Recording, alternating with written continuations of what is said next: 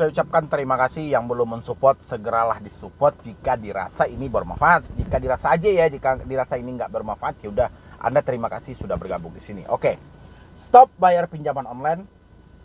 Ini mengatasi dampak-dampak buruk buat kedepannya. Ya, yang di stop itu yang seperti apa, Bang? Saya munculkan di sini. Saya munculkan aja. Anda boleh perhatikan dengan baik di situ. Saya tidak itu kalau namanya saya sensor di situ, nama orangnya saya sensor karena nggak bagus juga ya kita menunjukkan misalnya, wah ini utang si A, ini utang si B, rasanya kurang bagus saja gitu ya.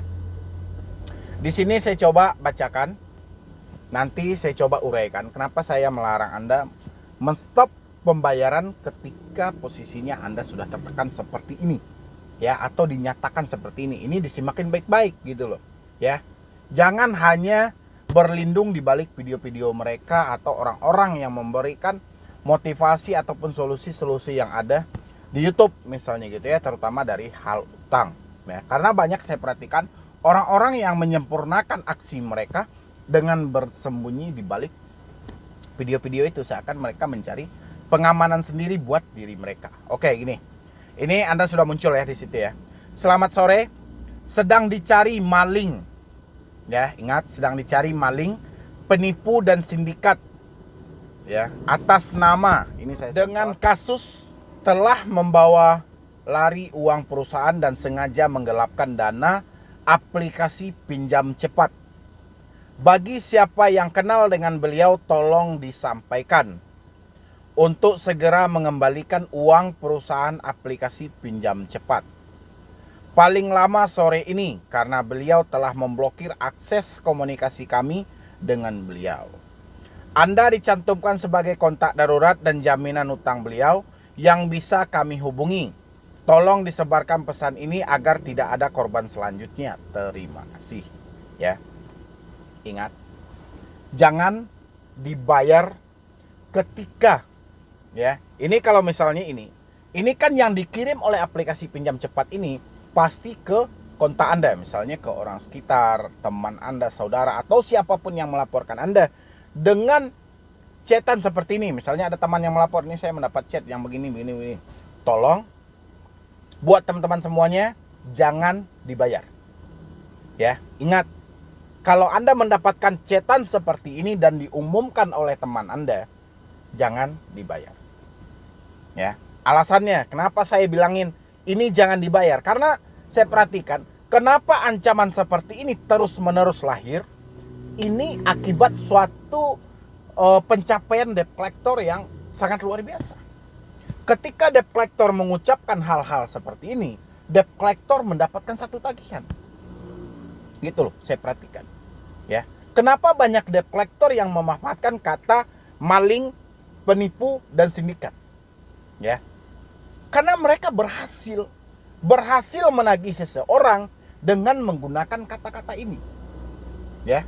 Jadi kalau Anda sayang dengan lingkungan Anda, buat kedepannya, ini buat kedepannya, bukan buat yang telah terjadi ya. Ini buat kedepannya. Ya.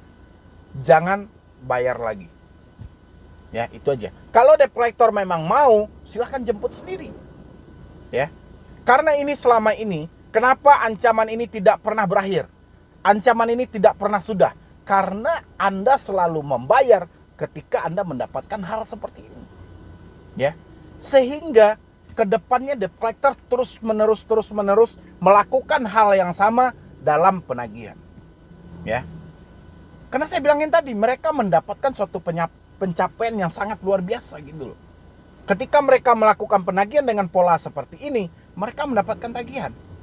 Ya. Orang-orang ketakutan dan mereka merasa berhasil dengan hal ini. Ya, ini buat teman-teman semua nih. Ingat, ini Anda boleh catat, itu aplikasinya pinjam cepat namanya. Anda stop kalau Anda mendapatkan ancaman yang seperti ini. Ingat, ada tanda kutipnya, Anda mendapatkan ancaman seperti ini. Ya. Habis itu lagi Anda mendapatkan tekanan dari orang sekitar karena ini chatnya dikirimkan melalui orang sekitar. Ya. Karena di sini dia ada membilangin Anda dicantumin sebagai kontak darurat dan jaminan utang beliau. Yang mau saya bahas dulu, Anda yang mendapatkan chatan ini, khusus buat yang mendapatkan chatan ini. Contoh, ada teman saya mungkin yang minjam di pinjaman online, saya yang mendapatkan chatan seperti ini. Ya, hal yang harusnya saya lakukan, saya mensupport teman saya yang ada di dalam ini. Bukan malah saya menekan orang itu juga. Ya, begitu juga dengan teman-teman semuanya. Hal yang harus Anda lakukan ketika Anda mendapatkan suatu pemberitahuan hutang dari teman Anda, support dia. Ya, karena saya yakin di sana Anda hanya pura-pura tahu. Ya. Dan kenyataannya Anda tidak tahu. Kalau orang yang sudah mengetahui dunia online atau pinjaman online, dia tidak akan ngechat yang bersangkutan. Ya, tidak akan memberitahu yang bersangkutan karena itu akan berdampak buruk kepada pemikiran dia dan hati dia. Gitu loh. Nama kita Bang dicantumkan sebagai kontak darurat. Itulah yang saya sebut dulu adu domba dari debt collector. Hati-hati saya bilangin. Dulu saya 2019 paling geger saya mau bikin video tentang itu. Hati-hati adu domba dari debt collector. Ya. Kawan bisa menjadi lawan, lawan bisa menjadi kawan. Debt collector memanfaatkan orang sekitar untuk menagih. Ya. Kenapa debt collector memanfaatkan orang sekitar kita untuk menagih kita? Karena keterbatasan jangkauan dari debt collector sendiri. Ya. Kalau orang sekitar tidak hati-hati, dia bisa jadi debt collector yang paling kejam. Ya. Ini akibat dari chatan yang muncul di layar Anda. Akibat dari itu contohnya disebutin. Anda dijadikan kontak darurat oleh si A, misalnya gitu. Ya. Otomatis orang yang tidak mengetahui tentang pinjaman online ini bahwa mereka sedang diadu domba, dia pasti akan marah kepada si A ini. Ya. Dia akan marah dan kesal habis-habisan. Ya, ketika hal itu terjadi, berarti debt collector berhasil menjadikan Anda sebagai penagih hutang tanpa harus digaji perusahaan mereka. Ya, Anda pasti marah kepada si A. Pasti Anda akan melontarkan, saya tidak mau tahu. Yang penting selesaikan hutang Anda, selesaikan masalah Anda, jangan dihubungi lagi nomor saya.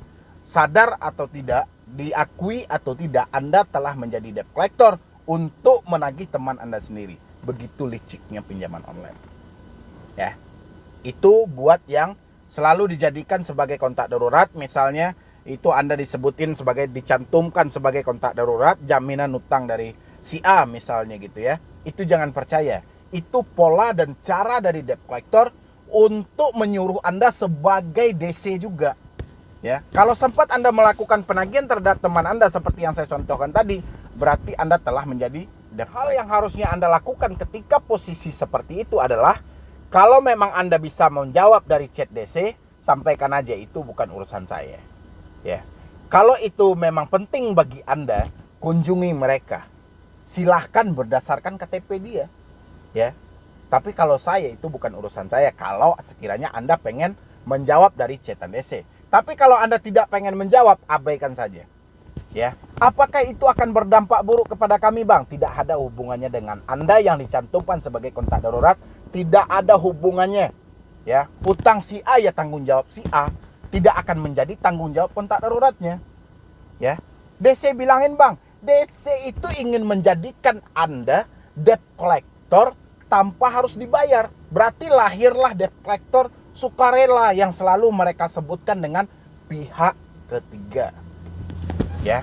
Karena keterbatasan debt collector, contoh saya di Padang, apa mungkin saya akan dikunjungi oleh debt collector yang ada di Jakarta? Nggak mungkin. Ya. Otomatis debt collector memanfaatkan orang sekitar saya yang ada di lingkungan saya yang mereka temukan dari data kontak saya tadi. Ya. Dan mereka akan membangunkan suatu bibit dari orang sekitar saya. Kayak mana orang sekitar ini merasa risih dan terganggu adanya satu tagihan dari debt collector sehingga orang sekitar juga ikut serta menagih saya. Ya, itu kejamnya suatu politik itu gitu loh. Ya, itu harus dipahami oleh Anda-Anda yang dijadikan sebagai kontak darurat katanya. Itu kan kata si DC aja, faktanya nggak ada kok. Ya, itu karang-karangan si DC, apalagi aplikasi pinjam cepat ini. Ngawur asal jadi gitu loh. Udah banyak orang yang diginiin. Jadi kalau Anda mendapatkan chatan seperti ini, Anda dikatakan maling atau penipu, ingat, stop bayar pinjol.